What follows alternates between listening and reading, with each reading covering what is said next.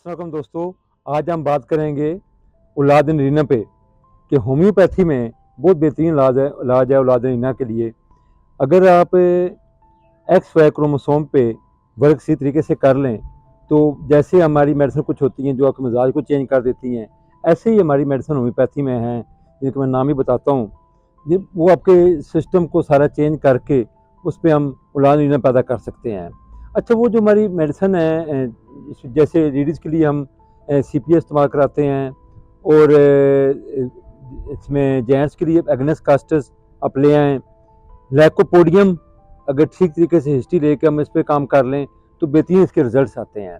लैकोपोडियम, Agnes castus, female के लिए सीपिया अगर इसमें वर्किंग करें तो बेहतरीन काम आ सकती है हमारी मेडिसिन। अच्छा, जो जेन माइंड सेटअप जो है पेशेंट का, उसका भी बड़ा इसमें अमल दखल है कि अगर आप खौफ से हट के, सिर्फ ये नहीं कि अब आप कहें इस खौफ में रहें जी कि नहीं नहीं मेरा तो बेटा ही पैदा होने चाहिए जी, मेरी बेटी नहीं होनी चाहिए। क्योंकि मैं पहले भी अपनी वीडियोज़ में बता चुका हूँ आप लोगों को कि आपका माइंड सेटअप का होना पॉजिटिव बहुत ज़रूरी है। उसमें आप हमेशा जिस वक्त भी मिलाप करें तो अपने माइंड सेटअप को पॉजिटिव रखें।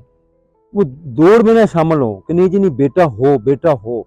और अगर होम्योपैथ डॉक्टर के पास जाएं आप, होम्योपैथ डॉक्टर के पास वो आपकी तजवीज़ मेडिसिन कर ले, हिस्ट्री ले के इन 3 4 5 मेडिसिन बनती हैं होम्योपैथी में, अगर उनमें से हिस्ट्री में से अगर आपकी मेडिसिन एडजस्ट हो जाए तो मेरा ख्याल हमारे पास बेशुमार ऐसे केस आए हैं जिनको औलाद नरीना पैदा हुई है, और 80 से 90% हमारे परफेक्ट रिजल्ट होम्योपैथी में हैं।